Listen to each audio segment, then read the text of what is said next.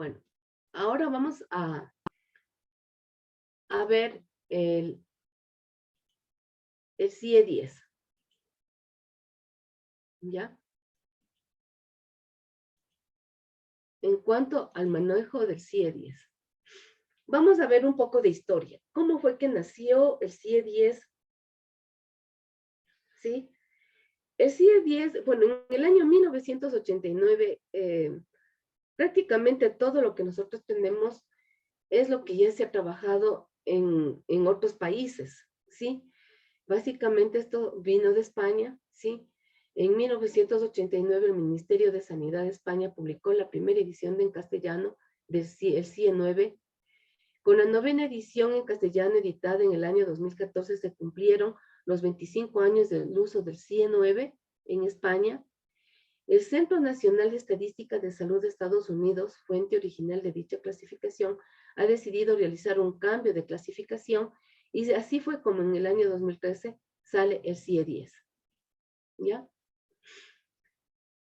¿Cuál es el objetivo de el CIE 10? Es el uso de una clasificación con un código internacional de las enfermedades, ¿sí? Con el objetivo de tener una información clínica a nivel internacional, es decir, con objetivos estadísticos, ¿sí? En España, un grupo que se dedicó a analizar para qué, cómo lo íbamos a utilizar y cómo se lo iba a hacer, consensuaron reglas para unificar criterios de codificación clínica, ¿sí? Utilizando unidades técnicas de codificación del Sistema Nacional de Salud. Aquí estuvieron expertos en este aspecto. Dicha unidad, en funcionamiento desde el año 1994, fue la encargada de regular y revisar la normativa de uso de la clasificación. En el año 2016 entra en vigor la codificación clínica, ¿sí? Una nueva clasificación de diagnósticos y procedimientos. Esta clasificación supone un importante cambio cualitativo y cuantitativo en cuanto a la codificación clínica. También implica un cambio en el aprendizaje y adopción en la metodología para la codificación de diagnósticos y procedimientos. Facilita el aprendizaje para garantizar la precisión y la exactitud de la asignación de códigos a las diferentes enfermedades. ¿Sí?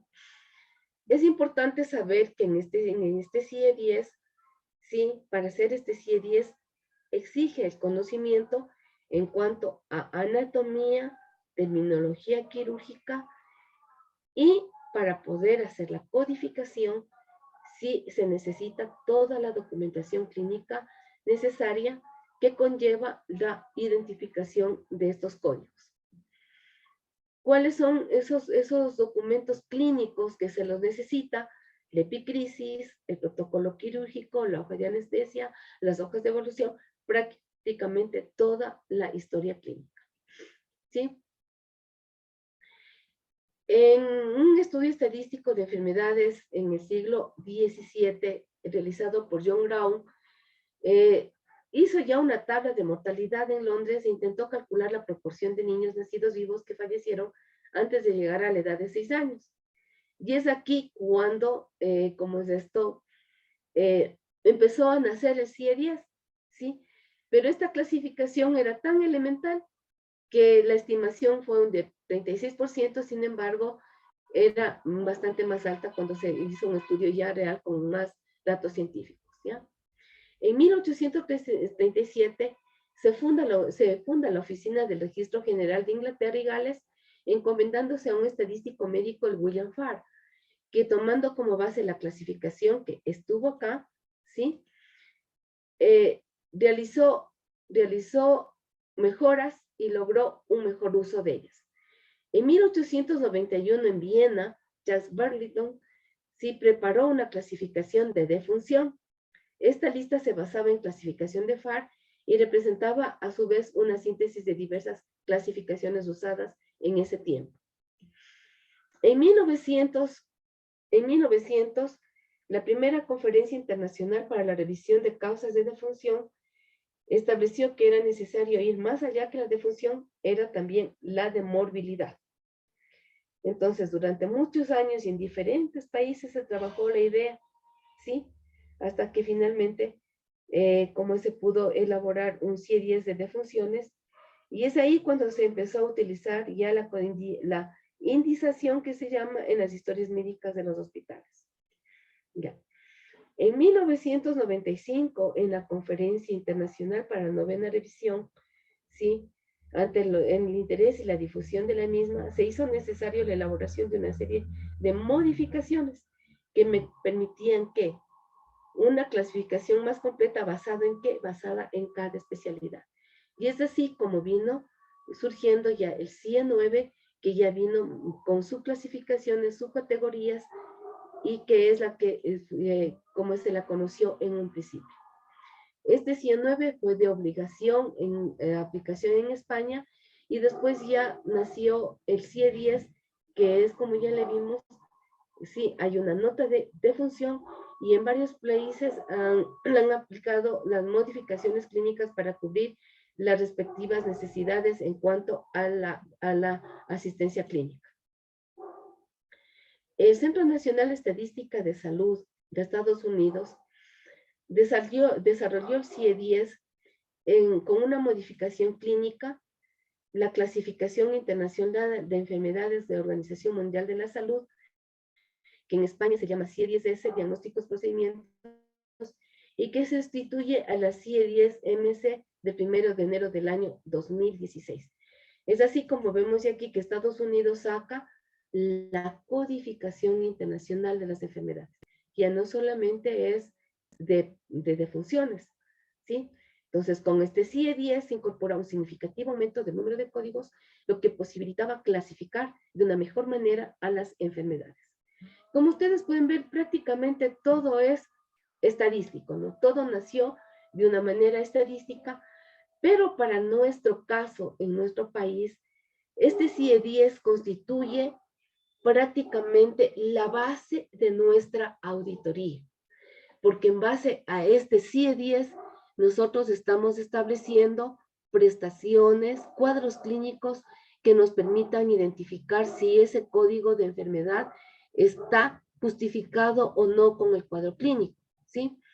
Entonces, y esa es la base de nuestra auditoría, ¿sí? ¿Cómo está estructurado el CIE-10?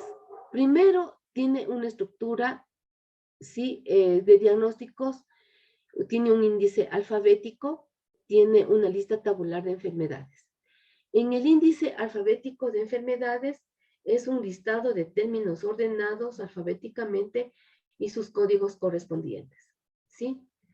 Contiene índice de enfermedades, que incluye prácticamente todas las enfermedades, incluso las oncológicas. También tiene una tabla de fármacos y productos químicos, y tiene un índice alfabético de causas externas. La estructura del índice alfabético de enfermedades es similar a la de un diccionario ordenado, ¿sí? Entonces, tenemos primero un término principal que aparece con negrita, y es la palabra clave para la correcta codificación de un diagnóstico. Vamos a poner, por ejemplo, N18. Sí, N18, la N viene a ser la palabra clave, ¿sí?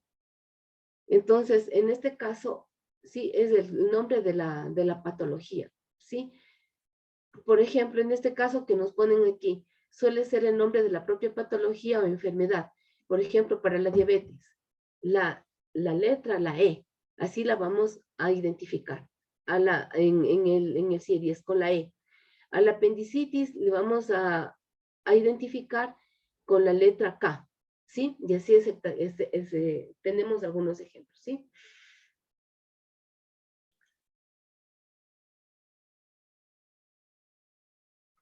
Tenemos aquí, por ejemplo, débil, debilitado, débil generalizado, R53, cuando no encontramos nosotros una patología en sí, sino que es un síntoma, ¿sí?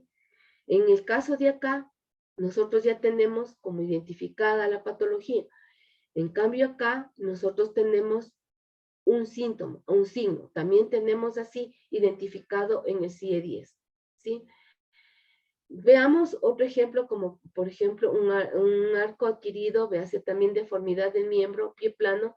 Sí, M es el nivel de la enfermedad y el 21 ya viene una codificación específica en base a ese sistema del órgano que estamos tratando. Si es congénito,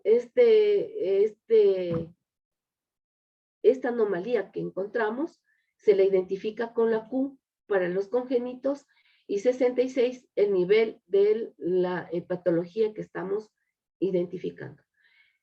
Aquí tenemos otra identificación que no es un diagnóstico, sino que es un síntoma, un chorro de orina R3912, ¿sí? O en el corazón, como también tenemos la insuficiencia cardíaca, que aquí tenemos el I50, ¿ya? También se los puede tratar como epónimos a las enfermedades, como por ejemplo el Parinao de conjuntivitis, oftalmología o el síndrome de óculo glandular. Los términos modificadores son aquellos vocablos que complementan la información inicial por el término principal y por ello van a continuación del mismo. Aquí se le identifica como un modificador no esencial. A estos modificadores no esencial se caracterizan por ir entre paréntesis y detrás de un término principal u otro término aportan información adicional sin modificar la asignación del código. Por ejemplo, tenemos la osteoradionecrosis mandíbula aguda, crónica inferior supurativa superior. Tenemos M, identificado el nivel donde está la enfermedad, 27, el nivel donde está la enfermedad, y 2, ya con más especificidad, como nos está especificando, cuál es el origen de esta necrosis, ¿sí? No es en forma general. También en el CIE-10 tenemos subtérminos con y sin, y se encuentran debajo del término principal al que hacen referencia y no necesariamente en el orden alfabético. Por ejemplo, tenemos el bocio. El bocio sumergido subesternal. Al bocio lo vamos a identificar con la letra E, ¿sí? 04.9 sería la clasificación que tenemos con hipertiroidismo, ¿sí? Véase hipertiroidismo con bocio, tirotoxicosis, véase hipertiroidismo con bocio, adenomatoso, véase bocio nodular, canceroso 73. Aquí nos está especificando en el CIE-10 donde vamos a encontrar ya las subclasificaciones de este bocio, ¿sí? Con L04.9 es en forma general, pero si nosotros ya queremos ver que otras características del bioso o ya más específicamente la enfermedad de acuerdo a lo que encontramos en los documentos clínicos, vamos a buscar lo que nos dice, véase hipertiroidismo con bocio, por ejemplo. Si es que encontramos tirotoxicosis, buscamos ya específicamente en la parte donde dice tirotoxicosis. Pero si ya tenemos con cáncer, está en otra sección que ya viene con el C73, en el listado de la C. En cuanto a la lista tabular, en cambio es un listado alfanumérico, está dividido en 21 capítulos y ordenados por criterios anatómicos y nosológicos por el tipo de afección. Todos los literales de los capítulos van en negrita y llevan asociados entre paréntesis el rango de categorías que comprenden, como muestra el siguiente ejemplo. Por ejemplo, capítulo 1, ciertas enfermedades infecciosas parasitarias. En este capítulo va de la A00 a la B99, ¿sí? Cada capítulo se divide en secciones indicadas al principio del mismo, como por ejemplo en el que estamos viendo. En el capítulo 1 nos dice que van todas las enfermedades infecciosas y parasitarias hasta el código B99. Cada uno de estos códigos tiene subclasificaciones, ¿sí? Entonces, de la A009 a la A09 vamos a encontrar enfermedades infecciosas intestinales que pueden ser por bacterias, por virus, y así es como se va clasificando las enfermedades, ¿sí? Cada sección con su título literal seguido entre paréntesis el rango de categorías comprende, ¿sí? A partir de las 3 caracteres, 4 subcategorías y los códigos, de 3 a 7 caracteres, ¿sí? Entonces, las categorías tienen 3 caracteres, las subcategorías van a tener de 4 a 5 caracteres y los códigos de 3 a 7 caracteres. Las categorías constan de 3 caracteres, siendo siempre primero de ellos un carácter alfabético, cualquier letra excepto la U, y el segundo un carácter numérico. De forma general, cada capítulo es identificado por este primer carácter alfabético letra, aunque hay alguna excepción, hay algunos capítulos que incluyen más de una letra. Por ejemplo, el capítulo 1 incluye las letras A y B, y los capítulos 7 y 8 comparten la misma letra. La letra U se reserva para asignación provisional a enfermedades de etiología desconocida o en investigación, como lo que pasó en nuestro caso con la pandemia. Si ustedes recuerdan, con la pandemia se le tuvo que asignar un código al COVID, porque en ningún momento en la historia se había tenido esta enfermedad antes, ¿no es cierto? Entonces, aquí está un ejemplo del código final de 3 caracteres. B20, enfermedad por virus de inmunodeficiencia humana, ¿sí? Las categorías se pueden subdividir también en subcategorías. El nivel final de subdivisión es el código final válido, ¿sí? Un código alfanumérico de 3 a 7 categorías. Siempre el primer código va a ser una letra, el segundo código va a ser un número y la subcategoría siempre va a ser un número o letra indistintamente, ¿sí?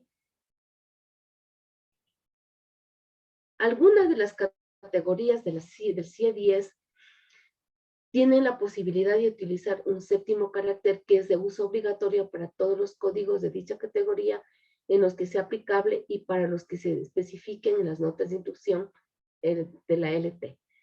Cuando sea preciso utilizar un séptimo carácter y el código no tenga desarrollados todos los caracteres previos, se utilizará un marcador de posición letra X para ocultar el espacio vacío con el fin de permitir una futura expansión.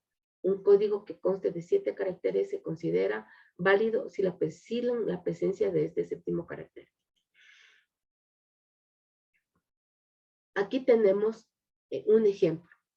Tenemos, por ejemplo, el parto prematuro, segundo trimestre, gestación única. En la lista particular tenemos el 060.2, parto a término con trabajo de parto prematuro, ¿sí? Se debe añadir un séptimo carácter apropiado a cada órgano bajo la subcategoría 062, ¿sí?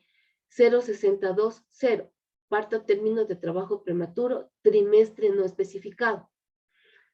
060.22, parto prematuro de trabajo de parto prematuro, segundo trimestre.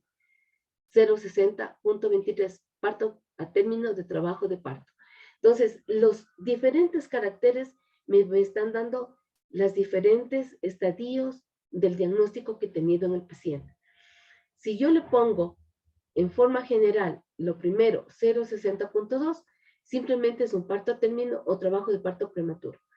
Pero para nosotros como médicos y sobre todo hasta para poder recuperar los valores o poder aplicar los códigos del tarifario, es muy necesario tener toda la extensión de todos los códigos CIE-10, porque así nosotros podemos identificar si fue necesario o no cierta prestación que nos están planillando.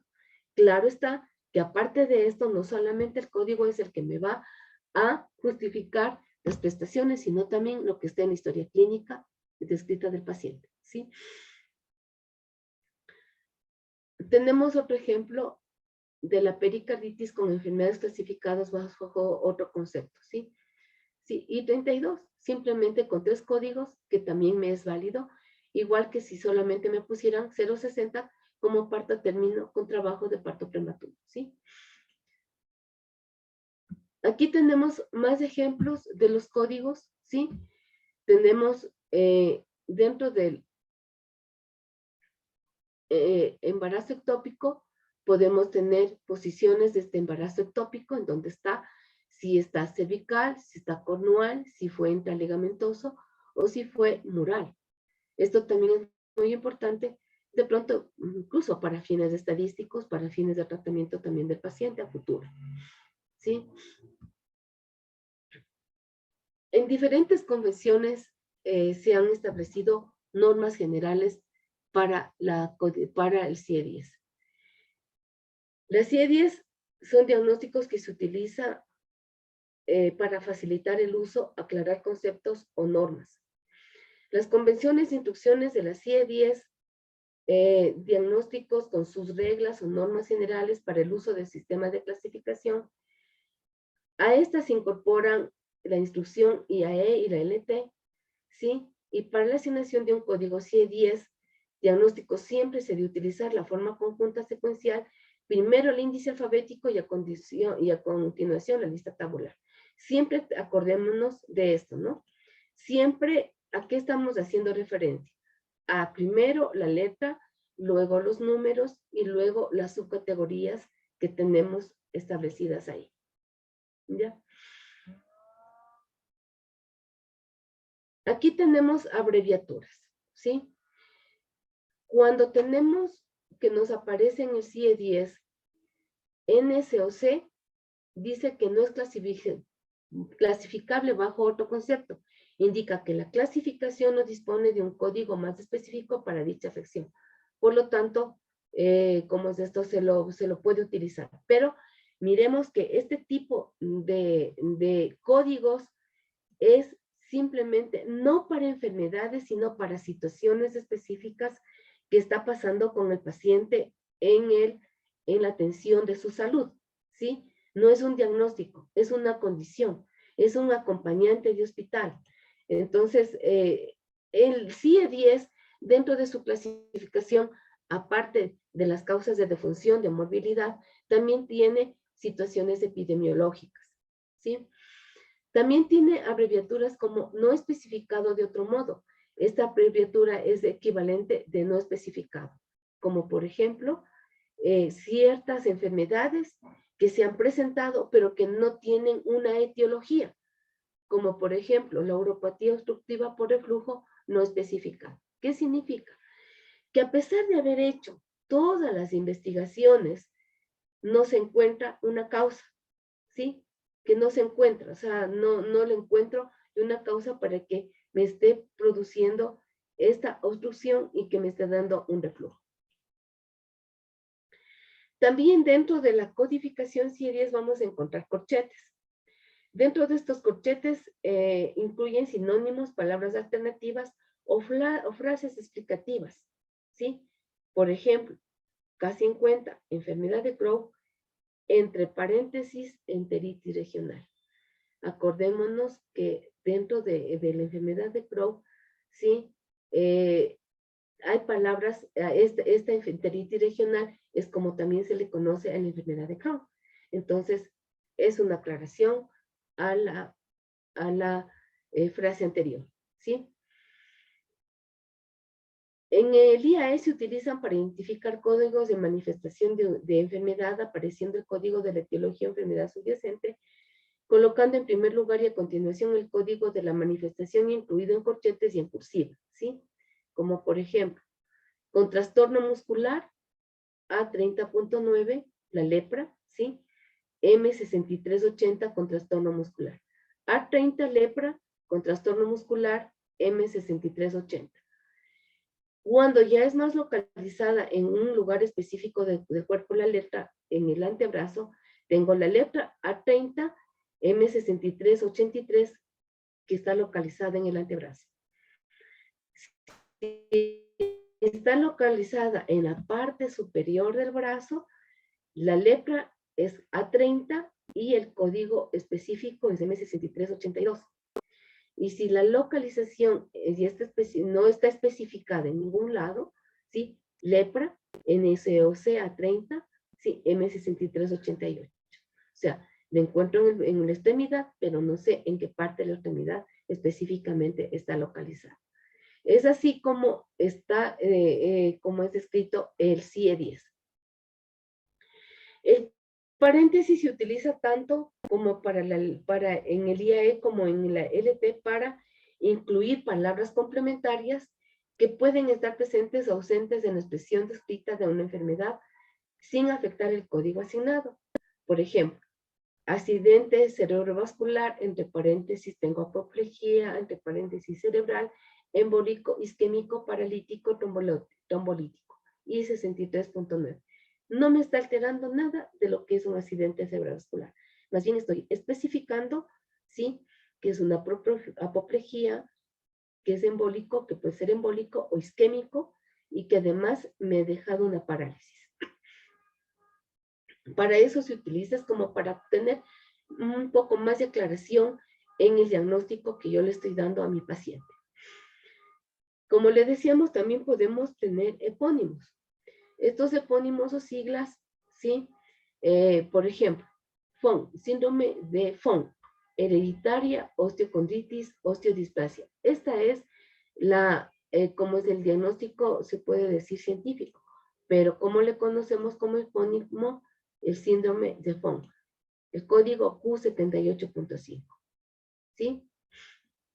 O podemos también encontrar siglas, acordémonos que dentro de las siglas, las que se puede utilizar durante todo el proceso del manual de manejo de la historia clínica, son las siglas que están internacionalmente aprobadas.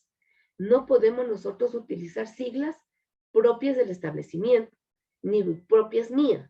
Son las siglas que a nivel internacional las estamos utilizando, como por ejemplo, en este caso, enfermedad renal crónica, ERC. También puede aparecer un guión. ¿Sí? Este guión significa que se necesitan más caracteres para completar el código. Por ejemplo, aquí tenemos la subluxación, ¿sí? Acromio clavicular, pero aquí nos dice como que tenemos que aclarar un poco más, ¿sí?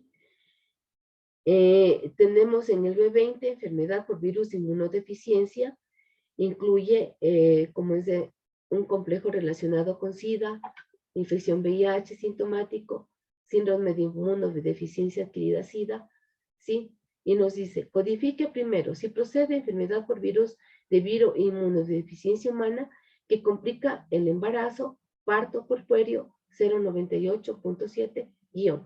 Es decir, cuando está con un guión, necesitamos que se aclare un poco más el tipo de afección que está teniendo el paciente.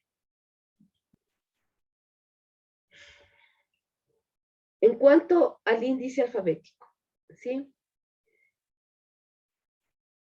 Siempre indica que es necesario dirigirse a otro término principal más específico, pues el elegido no aporta información suficiente sobre el código a asignar.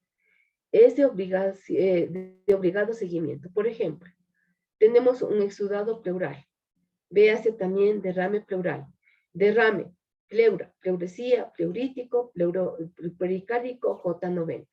¿Qué nos quiere decir? Que vayamos a J90 para nosotros verificar qué tipo de afecciones me puede estar dando este derrame, ¿sí?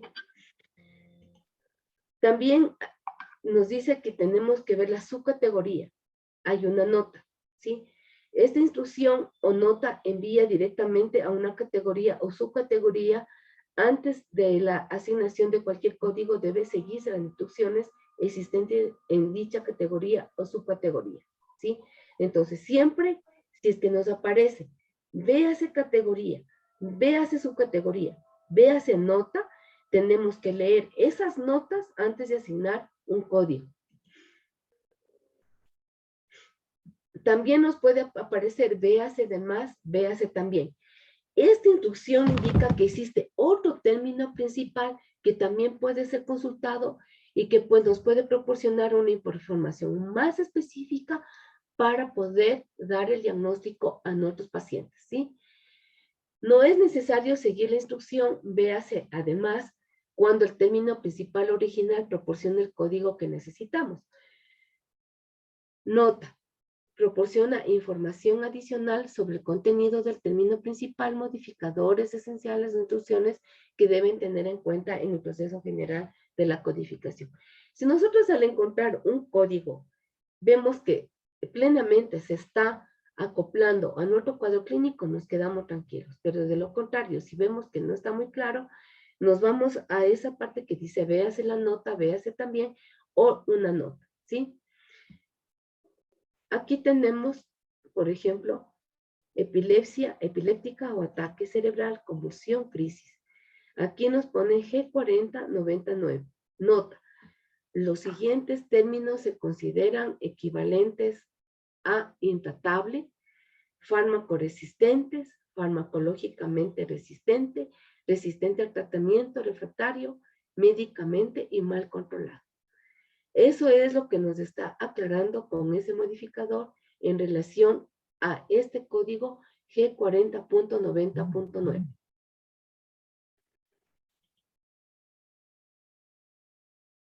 También hay otra frase que nos puede llamar la atención, que es incluye. Esta palabra incluye es una instrucción o nota que aparece inmediatamente debajo del literal de los códigos de 3 caracteres para definir mejor o proporcionar ejemplos del contenido de la categoría. Por ejemplo, E84, fibrosis quística, incluye mucoviscosidosis, ¿sí? Entonces, a esta fibrosis quística también está incluida esta patología. O también podemos tener la palabra excluye, ¿sí? Los CIE-10 diagnósticos tienen 2 tipos de notas, excluye. Cada una de ellas tiene una definición y un uso diferente para ambas. Son similares a la manera de indicar que los códigos excluidos en cada una de las notas son independientes entre sí. Excluye 1. Cuando está excluye 1, son notas de exclusión pura, ¿sí? Significan no codificar aquí. Las notas de tipo excluye 1 indican que el código excluido nunca debe utilizarse junto al código afectado por dicha nota de exclusión. Esta instrucción se utiliza cuando 2 afecciones no pueden darse a la vez, tal como ocurre una forma congénita y una forma adquirida de la misma enfermedad. Las notas excluye 1 van identificadas con un cuadro negro y en el texto en cursivo. Por ejemplo, diabetes mellitus, y tenemos aquí excluye 1, excluye diabetes gestacional. Es decir, que en este acápite de la E11 nunca le vamos a encontrar a la diabetes gestacional. Excluye 2. En el excluye 2 significa que no está incluido ahí. Esta instrucción indica que la afección excluida no forma parte de la entidad representada por el código, pero cabe la posibilidad de que un paciente pueda presentar ambas afecciones al mismo tiempo. Cuando existe una nota excluye 2, es posible utilizar juntos ambos códigos, al que contiene la nota y al excluido, si las circunstancias así lo requieren. Las notas de excluye 2 van identificadas en un cuadro gris y el texto en cursiva. Aquí tenemos F064, trastorno de ansiedad debido a afección fisiológica conocida. Excluye 2, trastornos de ansiedad debido a alcohol y otras sustancias psicoactivas, ¿sí? Aquí tenemos el F10, F9 con 180, 280, 980, trastornos de ansiedad no debidas a afección fisiológica conocida o no especificada, F40, el F41. Es decir, que adicional a este F09 también podríamos utilizar estos otros códigos. O como por ejemplo, en el R07, dolor de garganta y de tórax. Tenemos el excluye 1. Nunca puede ir ahí. Adicionado la mialgia epidémica, el B330. Nunca puede ir adicionado a ese código. Pero el dolor de mama, N644, dolor de mandíbula, R684, sí podría ir adicionado a este código. ¿Sí?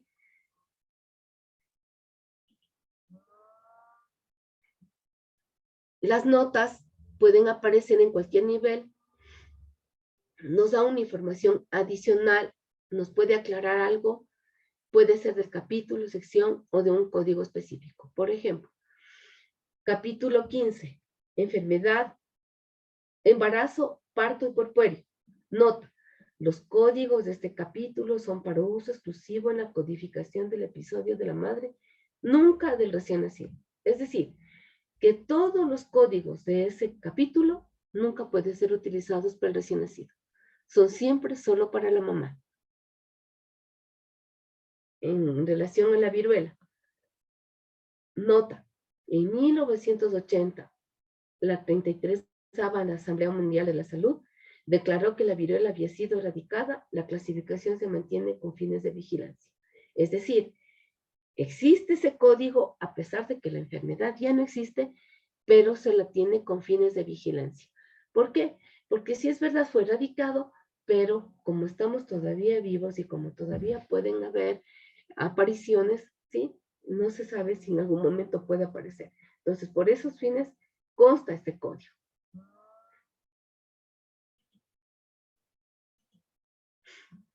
Ahora, hay otra instrucción que dice codifique primero. Esta instrucción aparece bajo ciertas patologías donde coincide el proceso subyacente y manifestaciones diversas, ¿sí? Establecen un orden, una secuencia del proceso etiológico y luego de las manifestaciones, ¿sí? Aquí tenemos un ejemplo. Por ejemplo, tenemos la neumonía, una enfermedad clasificada bajo otro concepto, que puede ser fiebre Q, fiebre reumática, pues, ¿sí? Entonces, primero se tiene que codificar la enfermedad subyacente tal como fiebre Q, y luego sería neumonía, o fiebre reumática y luego neumonía, esquistosomiasis y luego neumonía, ¿sí? Entonces, siempre tiene que ir clasificado primero el código y luego otro. Aquí tenemos otro ejemplo. B20, enfermedad de virus de inmunodeficiencia humana, ¿sí? Aquí siempre vamos a codificar esto y luego cualquiera otra de los estadios de la enfermedad del SIDA, ¿sí? Porque una cosa es que nosotros tengamos el virus y otra cosa es que ya haya progresado y ya sea SIDA. Nos dice codificar además, ¿sí? Acá nos decía codificar primero y luego otro. Acá nos dice codificar además. La instrucción codificar además indica que se pueden necesitar dos códigos para describir completamente una afección, pero no proporciona directrices sobre la secuencia de los mismos, ¿sí? Acá era que tenía que ser secuencial, primero el uno y luego los otros. Acá puede ser uno o puede ser el otro, por ejemplo. J85, absceso pulmonar con neumonía. Codifique además el tipo de neumonía. Neumonía nosocomial, neumonía comunitaria, neumonía viral, bueno, el tipo de neumonía que tengamos, ¿sí? Utilice un código adicional, ¿sí? Aquí nos decía codificar además, pero acá nos dice codificar un código adicional. Esta es bien parecida a la anterior, salvo que en esta instrucción del código adicional, ¿sí? Es que esta sí es de orden secuencial, ¿sí? En este caso, el código adicional iría tras el diagnóstico principal, luego el código adicional secuencial y luego el que contiene la nota de instrucción. Por ejemplo, laringitis y laringotraqueitis. Aquí dice, utilice un código adicional para identificar, ¿sí? Si es dependencia al tabaco, si es una exposición al humo, si es la exposición, es como que aquí nos permite poner una etiología a esta laringitis, un origen, ¿sí? Una causa de la enfermedad. Para añadir el séptimo carácter, siempre que haya necesidad, se debe completar el código, los códigos listados en ella con un séptimo carácter, como por ejemplo aquí. Fractura de cuello no especificada. Fractura de cuello cervical no especificada. Fractura de vértebra cervical no especificada. Fractura de cuello no especificada. Se debe añadir el séptimo carácter apropiado a cada código a la subcategoría S12-9, ¿sí? A, contacto inicial, B, contacto sucesivo o C, secuela, ¿sí? Entonces, ¿qué es lo que nos está especificando este carácter? Si esta enfermedad fue la primera vez que se le vio, si fue una valoración subsecuente o si es una secuela la que yo estoy mirando, ¿sí? Tenemos en el traumatismo de vasos sanguíneos, ¿sí? Nos dice codificar además cualquier herida abierta asociada. Se debe añadir el séptimo carácter apropiado de destacado código en la categoría S15. ¿Sí? Contacto inicial, contacto sucesivo o secuela. Entonces, para esto nos sirve para identificar qué tipo de contacto es el que tiene la patología. Vamos a ver la codificación clínica. En este proceso, el lenguaje es natural, se traduce en un lenguaje documental y normalizado. Es prácticamente el lenguaje que utilizamos los médicos. Esta no es una tarea sencilla, pues conlleva conocer tanto la estructura que acabamos de ver como el conocimiento técnico médico, ¿sí? Para poder tener una codificación adecuada. Como ustedes pueden ver, toda la letanía que acabamos de ver prácticamente es cansona, pero es como decir, la parte administrativa de cómo le vamos a codificar. En cambio, ya en la codificación clínica es ir a mirar la terminología técnica médica que están escritos en los documentos médicos, ¿sí? Para poder identificar con claridad qué es lo que necesitamos de esa codificación anteriormente dicha, ¿sí? ¿Qué significa indización de episodio asistencial? Consiste en la identificación del diagnóstico principal, los diagnósticos secundarios y los procedimientos realizados durante el episodio asistencial. Para ello requiere la lectura documentada de la historia clínica, que es el documento donde nosotros nos basamos para la codificación. Prácticamente aquí ya vamos a ver cómo aplicamos todo lo que acabamos de ver en analizar, de estudiar en cuanto a la codificación CIE 10, ¿sí? Ya es evaluar el documento totalmente clínico para poder identificar en cuál va a ser mi código primario, cuál va a ser mi código secundario, o mi código terciario, o si de pronto necesito dos códigos como primarios, ¿sí? Debemos tener, ¿cómo es esto? Presente que la codificación, la correcta codificación de un episodio, además de un informe clínico de alta, pueden ser consultados otros documentos que complementen la información.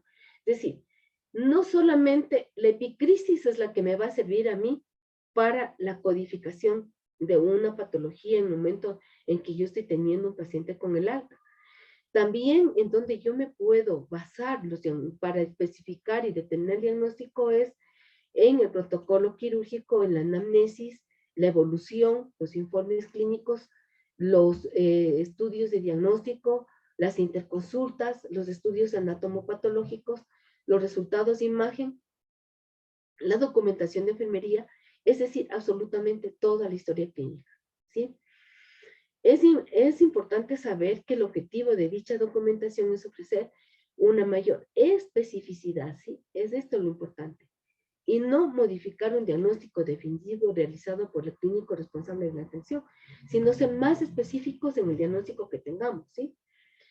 Cuando la documentación complementaria suponga un cambio en el diagnóstico clínico del informe de alta, deberá consultarse con el facultativo. Supongamos que en una epicrisis el médico me puso un diagnóstico que no concuerda con todo lo que fue atendido el paciente después de haber revisado el protocolo, la anamnesis, las evoluciones. tengo que necesariamente reunirme con el médico que le atendió al paciente para poder coordinar y hacer un cambio en ese código de esa epicrisis. ¿Cómo vamos a identificar el diagnóstico principal y los diagnósticos secundarios? Yo siempre les digo, el diagnóstico principal con el que paciente tiene que estar escrito en la epicrisis es aquel diagnóstico que me permitió tener al paciente ingresado en una sala de hospitalización, ¿sí? Entonces aquí nos dice, es el proceso patológico circunstancia que después del estudio pertinente y el alta del paciente y según criterios de facultativo se establece como causa del ingreso, ¿sí? Es decir, lo que les acabo de decir en palabras sencillas. Es lo que causó que el paciente permanezca 6 meses hospitalizado, ¿sí? Porque uno puede ser el diagnóstico de ingreso y otra puede ser la causa por la que el paciente se necesitó quedarse hospitalizado. Ese se convierte en un diagnóstico primario. Pongamos un ejemplo. El paciente ingresó por una fractura expuesta. El traumatólogo le ingresó, le hizo todos los procedimientos quirúrgicos que necesitó, pero durante la hospitalización hizo una osteomielitis, ¿sí? Y por esa osteomielitis tuvo que quedarse 2 meses hospitalizado, porque pobre paciente, aparte de la osteomielitis, la causa de la osteomielitis fue un germen multiresistente que y no salía, ¿sí? ¿Cuál es el diagnóstico primario aquí? El paciente tuvo una fractura expuesta de fémur y una osteomielitis de fémur, ¿sí? Aquí el diagnóstico primario es osteomielitis. Diagnóstico secundario, fractura de fémur, ¿sí? Entonces, esto es lo que nosotros tenemos que tener en cuenta cuando vamos a identificar el diagnóstico principal. Los diagnósticos secundarios, ¿sí? Son aquellos diagnósticos que pudieron haber aparecido durante la estancia hospitalaria o fueron propios de la morbilidad del paciente. En el paciente anterior, pobre paciente, además de eso, tenía una diabetes, una hipertensión, un hipotiroidismo. Todos estos otros diagnósticos van como secundarios, ¿sí? Y deben estar descritos en la epicrisis porque, obviamente, la diabetes necesita tratamiento, la hipertensión necesita tratamiento, un hipotiroidismo necesita tratamiento. Tienen que estar escritos porque todo esto a mí me justifica el haberle dado levotiroxina, el haberle dado un antihipertensivo, el haberle dado insulina, ¿sí? Entonces, todo eso tiene que estar debidamente identificado. Ya. Entonces, aquí nos da unos tips de cómo identificar el término clave en cada diagnóstico para codificar. El término clave es aquella palabra de la expresión diagnóstica que nos permite acceder al término principal. Puede ser la patología, puede ser un adjetivo, puede ser un nombre de la enfermedad, puede ser un epónimo o puede ser la causa de ingreso o admisión. ¿Sí?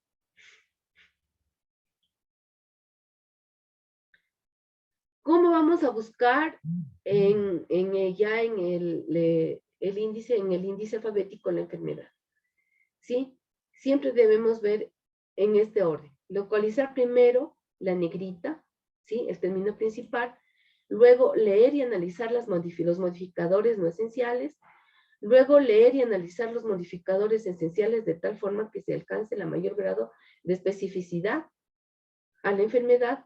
Después de haber tenido todo lo que analizamos, tenemos que ya ir a identificar qué código vamos a poner. Leemos y tenemos presente todas las notas y instrucciones existentes, abreviaturas, convenciones, nombres generales y selección del código diagnóstico adecuado. ¿Sí? Luego buscamos leemos y tenemos presente todas las notas e instrucciones en términos de inclusión, exclusión, ¿sí? Aquello que codifique primero, codifique segundo, ¿sí? Todo esto tenemos que tener presente en el momento de codificar todo lo que leímos en la historia clínica del paciente. Seleccionemos el código final que consideremos válido para el diagnóstico que estamos codificando con el número máximo de caracteres requeridos según el caso, incluyendo el séptimo carácter y proceder. Entonces, todo lo que acabamos de ver, identificamos ya la enfermedad que nos permitió tener al paciente hospitalizado un mes como diagnóstico primario y buscamos el código. Y lo buscamos de esta manera como lo estamos viendo, ¿sí? Hay una codificación de síntomas y signos. De forma general podemos decir que los códigos que describen síntomas y signos son aceptables o efectos de registro tanto por el caso de la DP como de la ADS cuando el clínico no ha realizado o confirmado un diagnóstico definitivo. Yo les pongo como, por ejemplo, un paciente que ingresa con fiebre, ¿sí? Y finalmente sale, ingresa con fiebre en estudio y sale con fiebre en estudio, ¿sí? Cuando yo hacía medicina interna, nos reían, nos decían, claro, el paciente ingresa con fiebre en estudio y sale con fiebre estudiada. Y era verdad que nosotros teníamos un paciente que cada vez en cuando ingresaba, pero ya tenía, por decirles, en el año, tenía unas 4 o 5 hospitalizaciones, porque efectivamente cuando llegaba el paciente con fiebre. Le hacíamos todos los estudios y nunca llegamos a determinar la causa de la fiebre. Después de haberle hecho todos los estudios hemocultivos, todo lo que nos llamaba para hacer la fiebre en estudio. Entonces, en ese caso, sí es aceptado la codificación de síntomas de signos. Ingresa como fiebre en estudio y sale como fiebre en estudio. Pero, ¿qué es lo que a mí me justifica que el paciente haya ingresado con un síntoma y salga con un síntoma? Es lo que yo describo en la evolución de mi paciente, ¿sí? Si yo no soy clara en la evolución de mi paciente, se me van a reír, ¿sí? Y se me van a burlar y me van a decir, claro, ¿cómo es esto? Ingresa con fiebre en estudio y sale con fiebre estudiada, ¿sí? Entonces tenemos que tener claro que todos los diagnósticos están justificados con lo que está descrito en el documento clínico, ¿sí? Aquí tenemos un ejemplo, ¿sí? Síntomas y signos que forman parte integral de un proceso patológico. Los síntomas y signos se asocian habitualmente con un proceso patológico, no deben asignarse como códigos secundarios, a no ser que la clasificación indique lo contrario.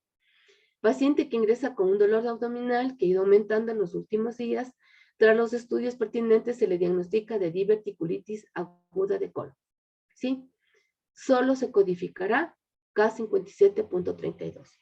Pero, ¿qué es lo que me está a mí señalando esto? Justamente es el cuadro clínico que está descrito en la epicrisis, ¿sí? Hay síntomas y signos que no son parte integral de un proceso patológico.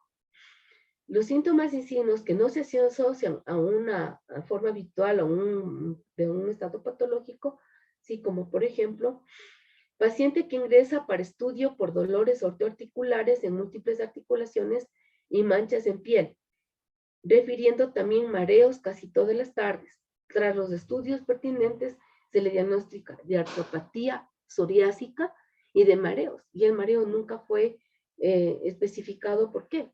En ese caso, tengo un diagnóstico primario de artropatía psoriásica y un diagnóstico secundario de mareo R42. Un síntoma o signo atribuible a dos más enfermedades sospechadas o no confirmadas. Cuando un síntoma o un signo es reflejado como atribuible a dos o más enfermedades expresadas como alternativas de un diagnóstico diferencial y al alta siga sin determinarse cuál de ellas es la responsable, el signo o síntoma será el diagnóstico principal y sus posibles causas se codificarán como diagnóstico secundario, siempre que la documentación médica me permita hacerlo, ¿sí? Por ejemplo, paciente que ingresa por dolores, por abdominalgia, por sospecha de ruptura de cuerpo lúteo, tras los estudios pertinentes, el clínico le diagnostica como sospecha de quiste o cuerpo lúteo hemorrágico, ¿sí? El diagnóstico primario, sospecha de quiste de cuerpo lúteo hemorrágico, quiste de cuerpo lúteo hemorrágico, ¿sí? Ese será el diagnóstico de este paciente. Existen excepciones a esta norma, como por ejemplo la enfermedad del VIH-Sida, la de gripe aviar y la de gripe A1, H1N1. En estos casos se precisa una confirmación diagnóstica por parte del clínico. La codificación de una enfermedad sospechada y no confirmada. Si una atención se efectúa por la sospecha de una enfermedad y tras todos los estudios no se confirma ni se descarta, también se puede codificar así, con diagnóstico de sospecha, ¿sí?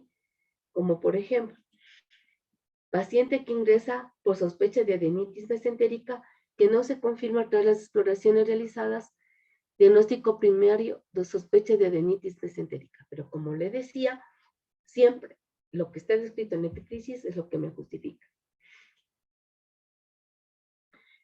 La codificación de una enfermedad sospechada y descartada.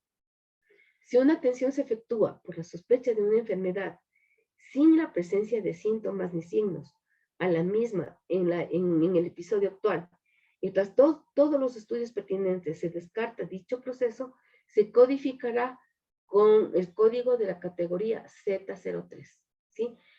Contacto para observación médica de enfermedades y afecciones sospechadas que descartan, o con un código de sección P00, P04, recién nacido afectado por factores maternos y por complicaciones del embarazo, trabajo de parto y parto, según sea el caso. Por ejemplo, un recién nacido que ingresa sin clínica alguna por sospecha de estar afectado de una enfermedad infecciosa padecida de la madre en el embarazo y tras todas las pruebas se comprueba que la no afectación del niño. Entonces, este niño es ingresado porque su mamá tuvo una patología, pero al final, después de todos los estudios, se descarta que esa patología le haya afectado al niño. Ahí es permitido este código de P002, recién nacido con sospecha de estar afectado por enfermedades infecciosas y parasitarias de la mamá. Si presenta algún síntoma o signo relacionado con el proceso sospechado y descartado, se codificarán estos, ¿sí? Así. Paciente que ingresa por sospecha de tumor vesical por presentar hematuria franca desde hace unos días. Tras sus estudios pertinentes, se descarta la presencia de una neoplasia tumor, se codificará solo la hematuria, ¿sí? Hematuria macroscópica. Pero, ¿qué es lo que a mí me justifica? Es lo que está descrito en la historia clínica. Codificación de un diagnóstico límite o borderline, ¿sí? Si se documenta un diagnóstico como límite, estadio previo a una enfermedad tras la atención prestada, se codificará como confirmado o establecido a menos que la clasificación proporcione un diagnóstico específico. Si una afección límite tiene una entrada específica, debe ser codificada como tal. Por ejemplo, paciente que presenta niveles de glucemia elevados y es diagnosticado de prediabetes. Diagnóstico prediabetes. ¿Sí?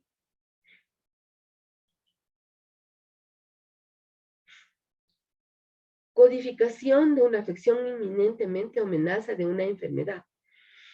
Si se documenta un diagnóstico como inminente o como amenaza de una enfermedad en el momento del alta, se codificará tal como se indica a continuación según ocurra o no la amenaza definida. Si se produjo tal amenaza, se codificará como un diagnóstico confirmado, pero en el primer caso debe ser así, ¿sí? Paciente embarazada que ingresa por amenaza de aborto y termina abortando en este episodio asistencial. Aborto espontáneo, completo o no especificado sin complicación.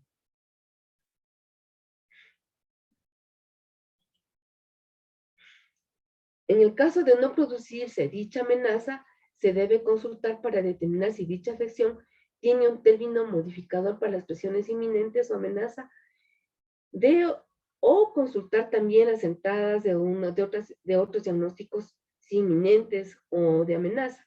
Es decir, si yo tengo un diagnóstico, como en el caso de acá, sí, que efectivamente se produjo el aborto, ya le pongo el diagnóstico de aborto, ¿no es cierto? Pero si yo encuentro, sí, y realmente no se produce el aborto, ¿sí? Se le pudo detener. Ahí solamente dice amenaza de aborto. Por ejemplo, una embarazada que ingresa por amenaza de aborto con hemorragia y tras el tratamiento médico se logra detener. Ahí se codifica solo como amenaza de aborto. En el caso en que se dio el aborto, sí, aborto espontáneo, completo, no especificado, sin complicación. En el otro caso, amenaza de aborto.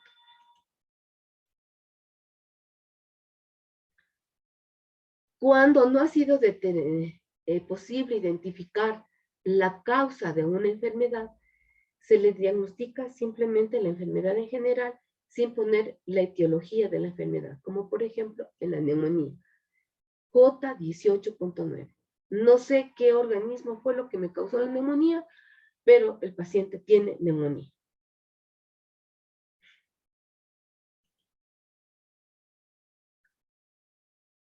También puedo tener una codificación múltiple para una única enfermedad. En este caso, debemos utilizar el código adicional, el código primero y las enfermedades clasificadas en otra parte, ¿sí? Acá me parece que tengo un ejemplo de esto. Sí, por ejemplo, un paciente diagnosticado de amiloidosis con afectación del corazón. Diagnóstico primario, amiloidosis limitada a un órgano. Diagnóstico secundario, miocardiopatía con enfermedades clasificadas bajo otro concepto. Siempre tenemos que poner los dos diagnósticos. Tenemos una amiloidosis y segundo tenemos el corazón, ¿sí? Aquí tenemos E85 y acá tenemos I43. Tenemos la miocardiopatía en enfermedades clasificadas bajo otro concepto. Codificamos primero la enfermedad subyacente como tal como la amiloidosis, ¿sí? Hay determinadas afecciones simples que pueden requerir más de un código y también en los casos podemos encontrar las notas, utilice código adicional o codifique primero. Por ejemplo, ¿sí? Paciente que ingresa para estudio y es diagnosticado de gastroparesia sin haberse encontrado la causa de la misma. Gastroparesia. Ese sería el diagnóstico primario. Paciente que ingresa para estudio por gastroparesia y tras los estudios pertinentes es diagnosticado de esclerodermia. Diagnóstico primario, esclerodermia. Diagnóstico secundario, gastroparesia. ¿Sí? Entonces, la gastroparesia, K31, gastroparálisis, codifique primero enfermedad subyacente si se conoce tal como. Esta es una notita que nos está diciendo que aquí tenemos que codificar primero la enfermedad subyacente, ¿sí? Como que puede ser la anorexia, puede ser la esclerodermia o puede ser la diabetes. Tenemos que primero codificar esta enfermedad y luego la gastroparesia.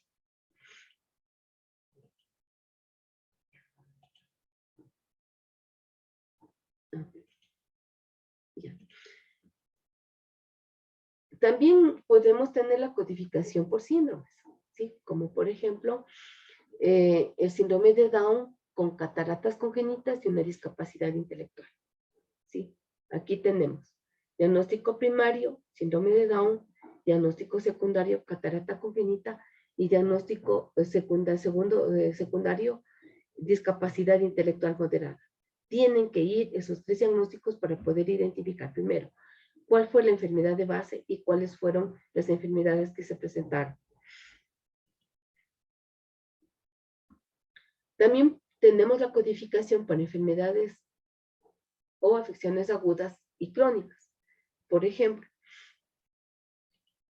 paciente que ingresa con insuficiencia cardíaca sistólica crónica descompensada. Si el paciente fuera atendido solamente para un control por una insuficiencia cardíaca sistólica congestiva, y que está controlada sería otro código diferente al que está aquí, en el cual me dice que es una insuficiencia cardíaca sistólica congestiva aguda sobre crónica, ¿sí? Entonces, aquí esta es la que me da a mí una descompensación de la enfermedad de base que tiene el paciente. También puede haber enfermedades con 2 o más etiologías posibles, ¿sí? Y que no ha sido posible confirmar cuál de ellas es la que le produjo.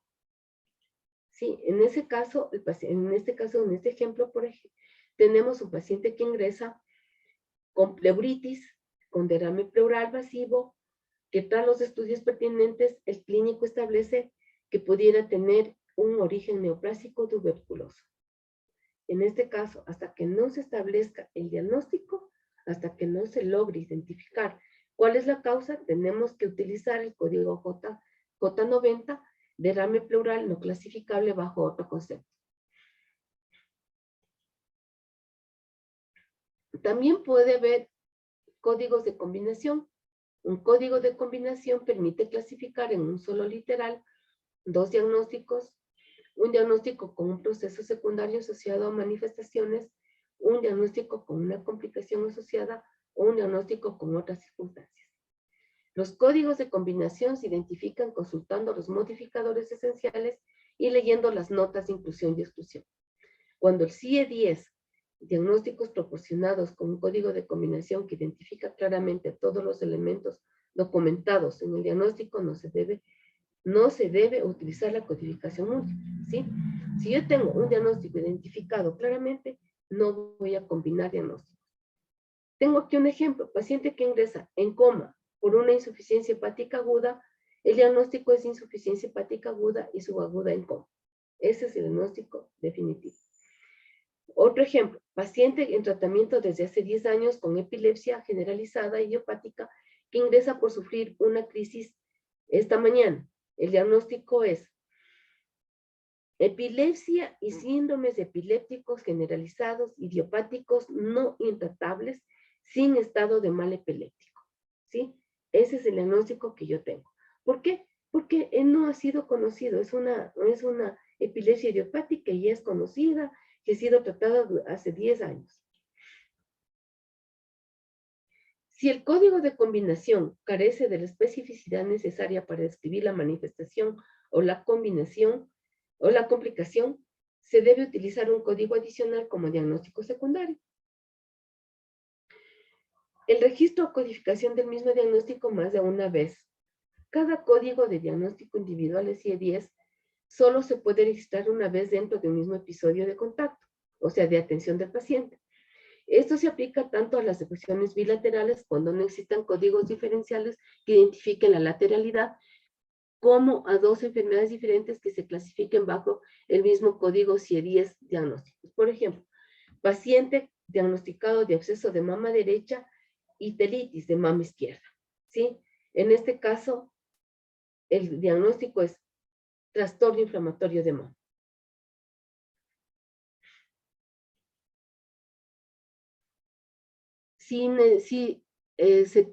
Como identificamos la lateralidad, o sea, el lado que está siendo afectado, también tenemos códigos específicos para esto. Por ejemplo, paciente diagnosticado de quiste lacrimal bilateral, si es que los 2 lados han sido afectados. Pero si tenemos la afectación en un solo lado, como por ejemplo en el pie, puede ser que tenga un pie en garra adquirido en el pie derecho y un pie en garra adquirido en el pie izquierdo. Aquí en el M21-531 es para el adquirido y el M21-532 es para el adquirido. Pero en el pie derecho y en el izquierdo, ¿no? Esto es en una causa de que se adquirió en ambos lados la patología y yo necesito especificar que la afección es para ambos lados. Entonces, es muy importante comprender que la identificación de un diagnóstico principal, ¿sí? Es el que tiene en prioridad para esta normativa, ¿sí? Y hay que descartar que es muy importante porque con esto se puede tener una información clínico-asistencial completa y de calidad, ¿sí? Los síntomas y signos y afecciones mal definidas solo podrán ser diagnóstico primario cuando no se haya establecido un diagnóstico. En todo caso, siempre se asignará un diagnóstico principal al síntoma o signo de más significado que haya orientado o que haya sido necesario realizar procedimientos diagnósticos. Cuando hay un diagnóstico con incertidumbre o de sospecha, siempre este tiene que ser aplicable para los ingresos de hospitalización de agudos, de corta y de larga estancia y en hospitales psiquiátricos, ¿sí? Siempre tenemos que tener en cuenta, siempre, siempre, siempre, que todos estos diagnósticos que no han sido, no han tenido, no han logrado ser sustentados con estudios realizados durante una estancia hospitalaria, tiene que estar documentado en la historia clínica y tiene que estar documentado en la epicrisis. Cuando existen dos o más afecciones que pueden cumplir los criterios de definición de diagnóstico principal, ¿sí? Tenemos que especificar por qué estamos nosotros requiriendo, ¿sí?, que esos dos diagnósticos tienen que ser principales. Por ejemplo, un paciente ingresado para estudio por disnea, siendo finalmente diagnosticado de insuficiencia cardíaca congestiva y de insuficiencia respiratoria aguda, ¿sí? Ahí tenemos que poner los dos códigos. El I-50.9, insuficiencia cardíaca no especificada, y el I-96, insuficiencia respiratoria aguda no especificada, con hipoxia o con hipercapnia. En ausencia de más información, cualquiera de ellos puede ser diagnóstico principal, ¿sí? Entonces, si es necesario poner y documentar ambos diagnósticos principales, pero en este caso, cualquiera de los dos puede ir con diagnóstico principal, tomando en cuenta que durante la historia clínica, los dos diagnósticos pueden ser la causa de una estancia hospitalaria y las dos pueden ser tratados como una enfermedad principal. Cuando existen diagnósticos, dos o más diagnósticos bien contrastados. ¿Qué quiere decir esto? Que en casos raros hay dos o más diagnósticos que se reflejan o documentan expresiones como diagnóstico versus diagnóstico B versus diagnóstico A, o diagnóstico A versus diagnóstico B, o similares. Es decir, que en un diagnóstico está versus diagnóstico, se pueden estar los dos evaluando al mismo tiempo, ¿sí? Se codificarán ambos o todos los diagnósticos y para secuencia se considerará como apartados anteriores las circunstancias de la admisión, el tratamiento y las que haya tenido el paciente. Si a pesar de todo esto no se puede aplicar otro criterio, entonces cualquiera de ellos puede ser el diagnóstico primario. Es aquí cuando yo tengo una dificultad de identificar cuál es el diagnóstico primario. Y pongo los dos. Puede ser este diagnóstico A, este diagnóstico B, o pueden ser ambos, ¿sí? Aquí tenemos un ejemplo. Paciente ingresado para estudio por imagen de consolidación del lóbulo superior derecho en RX de tórax. Refiere además febrícula y malestar general desde hace unos días. Tras los estudios pertinentes y ante la respuesta del tratamiento médico, se encuentra una neumonía con cultivos negativos y se le traslada para cirugía torácica, siendo diagnosticado de neumonía versus carcinoma epidemoide del lóbulo superior derecho. ¿Cuál de esos le pongo como primario? Sí, todavía no tengo ¿cómo es esto? Una etiología. Cualquiera de ellos puede ir como primario. Cualquiera de ellos. No nos hacemos problema. ¿Sí?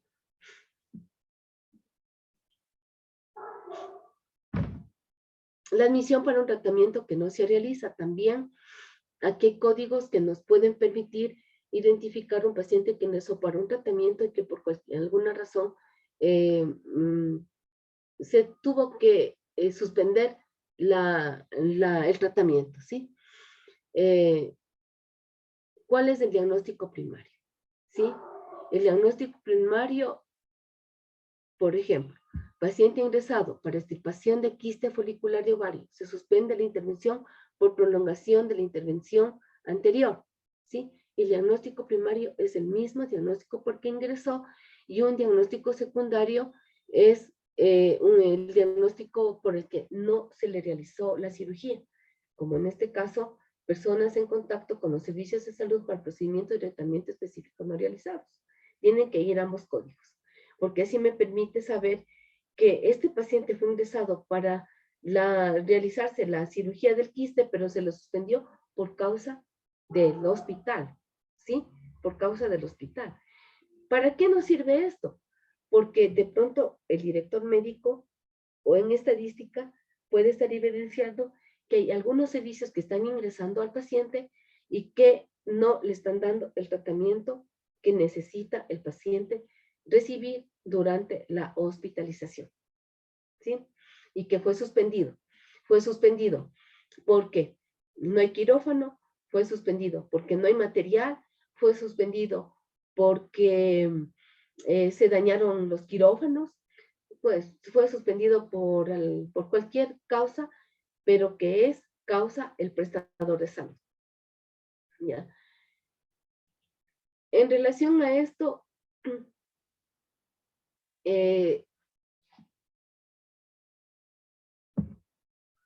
podríamos nosotros en este momento ya entrar a preguntas tal vez relacionadas con el CIE-10.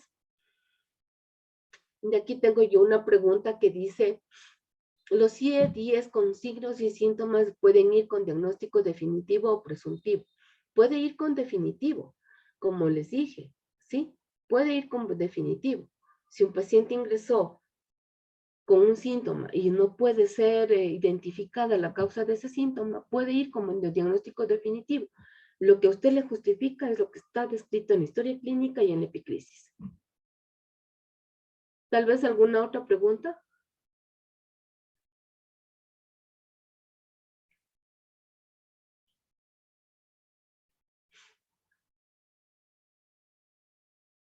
¿Tenemos tal vez alguna otra pregunta para poder solventar?